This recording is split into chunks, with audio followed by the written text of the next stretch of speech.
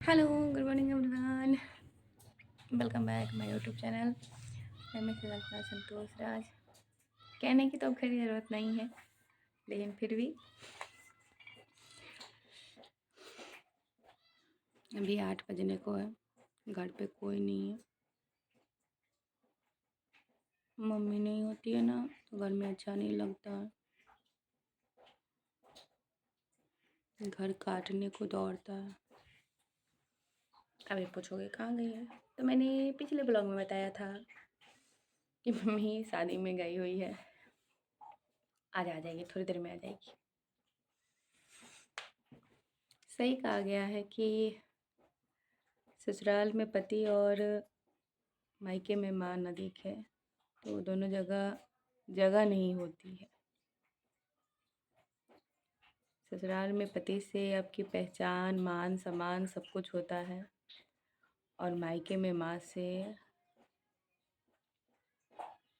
वहाँ पे आपको पहचाना जाता है कि वो फलाने की बेटी है, ये वो, इस तरह बहुत सारी बातें हैं।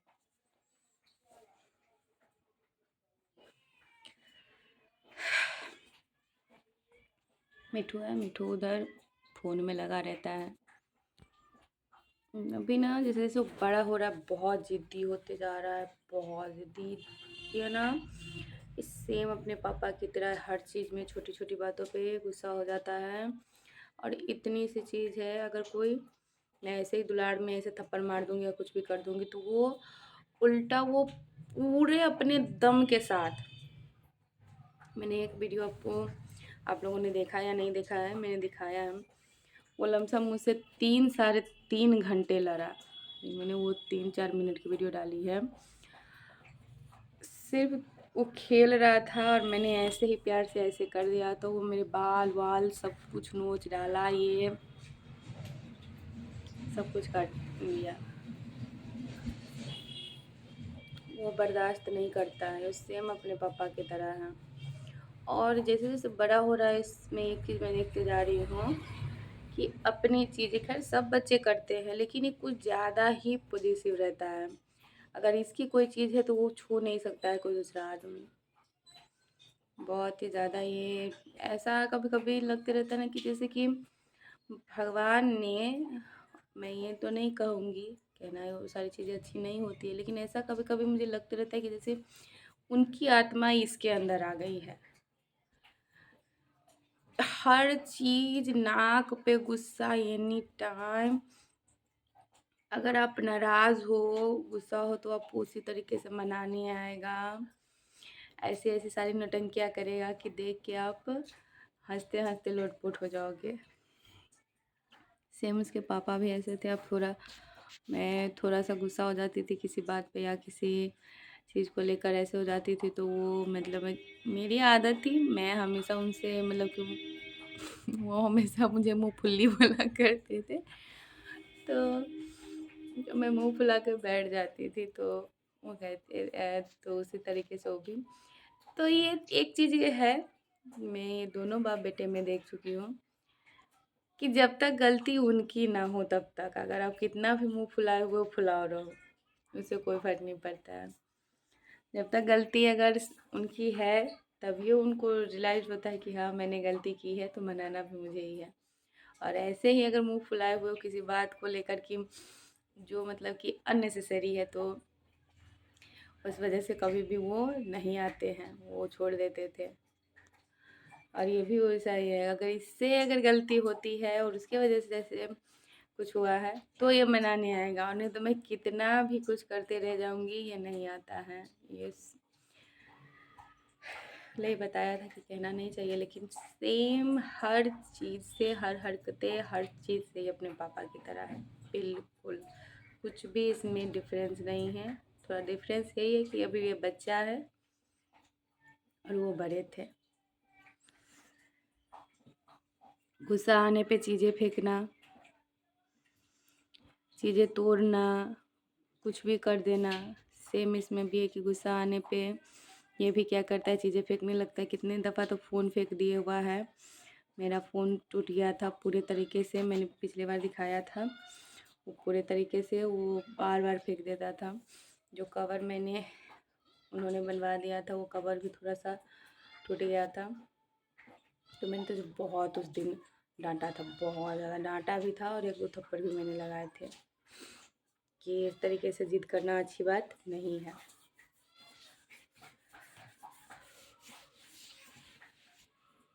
और वो भी सेम थे, गुस्सा आता था तो चीज़ें वो फोड़ते थे। आई थिंक ये चीज़ हर मिल में होता है, मैंने हमेशा देखा है। मैंने एक वीडियो भी अपलोड करी है जो घर के झगड़े हुए थे, तो उसमें भी इसी सारी चीज़ों के लेकर हुई थी। तो उन्होंने क्लियर वर्ड में कहा था कि मैंने बनाया है, मेरा है, मैं फेंकूँ तोड़ूँ जो करना है मैं करूँगा। तो थोड़ा थे गुस्से वाले वो भी थे, ऐसा नहीं था कि गुस्से वाले नहीं थे। गुस्सा उनको बहुत जल्दी आ जाता था और ये भी सेम वैसा ही है। मैं कोशिश कर रही हूँ कि इससे ये सारी हरकतें ना हो, अच्छी बात नहीं होती है। क्योंकि कहते हैं ना कि आपकी परवरिश अपब्रिंगिंग कैसे होती है उसी पे डिपेंड करते हैं। कहते हैं ना कि आपका जड़ मजबूत होगा तो ऊपर का हिस्सा मजबूत ज़रूर होता है। तो इसकी जो जड़ है, नींव है, उसे मजबूत रखनी है, उससे अच्छी रखनी है, जिससे वो आगे अपने ज़िंदगी में गुस्सा करना सीखे, छोटी छोटी चीज़ों पे रिएक्ट करना ना करे। तो उन सब चीज़ों के लिए उसे अभी से ही प्रिपेयर होना बहुत ज़रूरी है। उसके लिए कहते हैं माता पिता होते हैं, आगे चल के पढ़ाई करेगा तो शिक्षक होंगे, घर का माहौल होता है, उसके लिए घर का माहौल एकदम कहते हैं ना कि हैप्पी और खुशी खुशी रहना चाहिए। तो वो मैं हमेशा कोशिश करती हूँ कि उन सब चीज़ों से अब कुछ भी ऐसा होता है, तकलीफ़ होती है कोई बात को लेकर या कुछ भी लेकर, तो अब किसी को कुछ नहीं कहने जाती हूँ। अब चुपचाप अकेले में रो लेती हूँ और जब भी बाहर निकलती हूँ तो मुस्कुराते हंसते हुए निकलती हूँ। लोगों के लिए टाइम बीता तो वक्त बीतने से लोग कहते हैं क्या जख्म भर जाते हैं, चीज़ें अच्छी हो जाती हैं। कुछ नहीं होता है अच्छा। वक्त के साथ इंसान उस दर्द के साथ रहने का, चीज़ें सुनने का सिर्फ आदीन हो जाता है और कुछ नहीं। और बहुत से लोग ये बोलते हैं ना कि अच्छा वक्त ठीक है, वक्त अच्छा हो जाएगा, चीज़ें अच्छे नहीं होंगी, वो लोग अच्छे नहीं होंगे, उन लोगों से रिश्ते अच्छे नहीं होंगे। जिन लोगों ने आपके बुरे वक्त में साथ नहीं दिया उन लोगों को कभी अच्छे वक्त में भी कोई नहीं पूछता है और नहीं पूछा जाएगा। जब कोई प्रॉब्लम हो, कोई विपत्ति या कोई परेशानी आती है ना, तो सबसे ज़्यादा नीड होती है इंसान को सहारे की, सपोर्ट की, जो आपको नहीं मिलता है, जो जेन्युइनली नहीं मिलता है। ये सही है, जहाँ से मिलता है वहाँ से आपको कहते हैं कि सबसे ज़्यादा जहाँ से आपको उम्मीद होती है, सबसे पहले आपका उम्मीद वहाँ पे टूटता है। मैंने कभी भी ये सपने में भी नहीं सोचा था उस पर्सन से कि वो पर्सन ऐसा कुछ करेगा।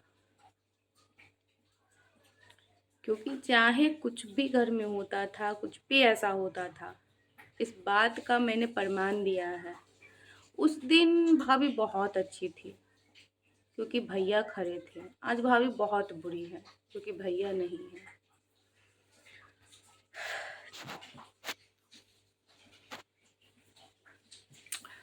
मुझे किसी चीज़ से कोई फ़र्क नहीं पड़ता है। मैं जानती हूँ मैं क्या थी, मैं क्या हूँ, मैं क्या रहूँगी, वो दुनिया भी देखेगा।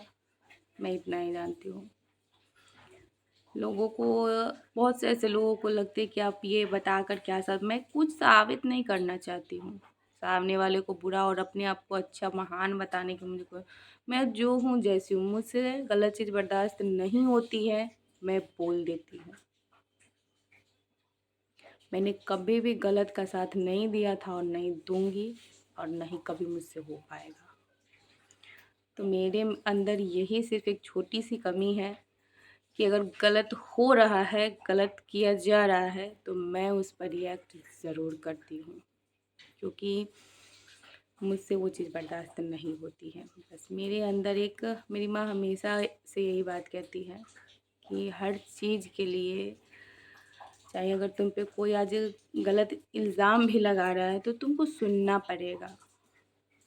तुम्हें अगर कोई करेक्टर लेस भी कर रहा है तो तुम्हें सुनना पड़ेगा। तुम्हें बच्चलन कोई कह रहा है, तुम्हें अपने पति का हत्यारा कोई कह रहा है, तुम्हें कुछ भी कोई कह रहा है, तुमको डायन चुड़ैल कुछ भी तुमको कह रहा है, तुमको सब सुनना पड़ेगा, क्योंकि तुम्हारे लिए आज वक्त ऐसा आया है। तो मैं सुन रही हूँ, ऐसा नहीं है कि मैं नहीं सुन रही हूँ, मैं सुन रही हूँ, बहुत कुछ सुन रही हूँ। मैं भी जो जहाँ जैसे होता है, चाहे सोशल साइट पे होता है, चाहे तो मैं दोनों बातें मैं बताती हूँ, मैं करती हूँ। मैंने वैसे भी सबको छोड़ दिया। मैं तो खैर यहाँ इस चार दीवारी से मैंने निकलना तक छोड़ दिया है।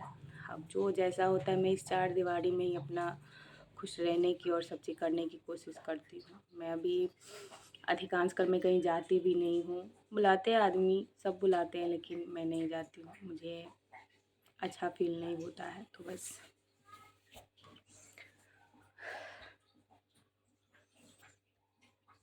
वक्त के साथ लोगों ने कहा कि सब कुछ ठीक हो जाए। ठीक कुछ नहीं होता है, बस आपको उस दर्द के साथ मुस्कुराते हुए आगे बढ़ना पड़ता है, बस यही है और कुछ नहीं। शादी के लिए प्रपोज़ल बहुत आते हैं, बहुत ज़्यादा आते हैं। लोग कमेंट सेक्शन से लेकर ऐसे भी डीएम करते हैं कि आप नए तरीके से नई ज़िंदगी शुरुआत करो। इतना आसान नहीं है और कभी हो भी नहीं पाएगा। इंसान जो दर्द देकर चला जाता है, छोड़ देता है, उसे भूलने में खैर भूला तो जाता ही नहीं है, कभी भी नहीं। तो वो तो प्यार करने वाला था, मेरे ऊपर अपनी जान छिड़कने वाला था, तो उसे कैसे भूल जाऊँ? उसके दिए हुए उस हर हसीन पल को कैसे भूल जाऊँ? उसने मेरे सपनों के लिए इतना लड़ा, मेरे हर ख्वाहिशों को पूरा किया और आगे भी वो करता जो मेरी ख्वाहिशें थी। लेकिन जो सपने हमने साथ मिल के देखे थे, वो मैं अकेले अब पूरा करूँगी। लेकिन मैं इतना ज़रूर जानती हूँ, उनका प्यार, उनका आशीर्वाद मेरे साथ है। कहते हैं, मैंने हमेशा सुना है कि इस दुनिया से भी आगे एक दुनिया है जहाँ पे वो लोग रहते हैं। तो अगर ऐसा है तो मैं इतना ही दुआ करूँगी कि मेरे पति अच्छी ज़िंदगी डिज़र्व करते थे। तो अगर वहाँ पर भी अगर ऐसी कोई चीज़ है तो मैं ऊपर वाले से इतना ही दुआ करती हूँ, उन्हें वहाँ खुशी रखिएगा, क्योंकि उन्होंने अपनी ज़िंदगी में बहुत संघर्ष किया था। वो डिज़र्व करते थे जीना, अपने सपनों को जीना। लेकिन मैं नहीं जानती कि हमारे कौन से, मेरे बेटे के और उनके कौन से ऐसे कर्म थे जो हमने ऐसा पाया। तो बस इतना ही कि अगर वहाँ भी वो है, इस दुनिया में ये सच्चाई है कि होती है, तो मैं वो सारी चीज़ें चाहती हूँ जो वो मैंने अपनी आँखों से उनके लिए देखा था, वो सब उन्हें मिले। बस यही दिल से दुआ है और कुछ भी नहीं। और वो जहाँ भी रहे एकदम हंसते मुँह। मैं जानती हूँ वो जहाँ भी होंगे ना, वो अपने नौटंकियों से, अपनी हरकतों से लोग को, चाहे जो लोग हो, भगवान हो, उन्हें खुशी रखते होंगे। कहते हैं कि ना आत्मा का जन्म होता है, ना आत्मा मरती है, आत्मा अमर है। अगर वो है, वो मुझे देखते हैं, तो मैं जानती हूँ वो दुख होते होंगे जब मैं रोती होंगी, वो मुझे पता है। वो मेरी आंखों में कभी आंसू नहीं देखना चाहते थे, कभी नहीं। उसकी ऋतु ऐसे रहे, वो कभी भी नहीं चाहते थे, कभी भी नहीं। कभी भी मैं ऑनलाइन मतलब कि कम रेंज के कपड़े जो क्वालिटी में, कॉटन कपड़े मंगा लेती थी, थोड़े कम रेंज के। तो ये थे, हमेशा वो कहते थे ये ऐसे अकबास बकवास चीज़ें उठा लेती हो। तो उन्हें जो उनको पसंद नहीं आते थे, मैं पहन भी नहीं सकती थी, सीधा कहते मैं फाड़ दूँगा, चाहे नेक्स्ट टाइम से ये मत पहनना। उन्हें हमेशा था कि उनके तो एकदम अच्छे से बढ़िया से अपने आप लोगों ने देखा भी था। आप जितने भी फोटोग्राफ्स देख रहे हो, चाहे कुछ भी हो, वो से देखोगे, उनको हमेशा था कि मेरी ऋतु ऐसे ही रहे। उन्हें हमेशा था कि मैं ऐसे ही सज धज के एकदम, और एकदम अच्छे अच्छे कपड़े और ये सारी चीज़ें पहन के हमेशा रहूँ। तो ऐसा संभव हो पाता है क्या? घर होता है, सब कुछ होता है, तो ये सारी चीज़ें थोड़ी ना हो पाती हैं। लेकिन हाँ, जब भी वो काम से घर लौटते थे तो मैं उतना कभी कभी नहीं कर पाती थी। जिस दिन थक जाती थी को लेकर, काम को लेकर, तो उस दिन नहीं, कभी सही है बैताल की तरह जैसे ऐसे हूँ वैसे ही रहते थे। नहीं तो आते थे तो थोड़ा सा कहते हैं कि टचअप वचअप कर लेना, तो कर लेती थी।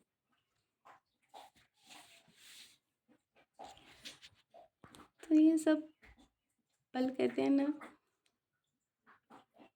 हसीन पल थे जो अब सिर्फ थे, है नहीं।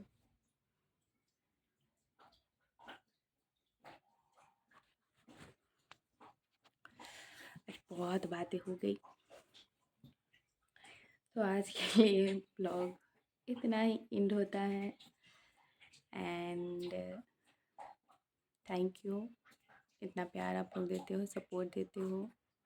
ये समझते हो बहुत से ऐसे बहन हैं, बहुत से ऐसी दीदी लोग हैं, और बहुत से ऐसे अंकल आंटी है जो हमेशा हर चीज़ को जो जैसी होती है वैसे लोग कहते हैं। तो इसके लिए तहे दिल से शुक्रिया, धन्यवाद। पहली मंजिल मैंने पार की, उसका क्रेडिट मैंने हमेशा, क्योंकि ये आप लोगों की ही देन है। उसमें मैंने जो किया वो मेरी अभी 25% या 50% ही मेहनत, अभी 100% मेहनत नहीं है।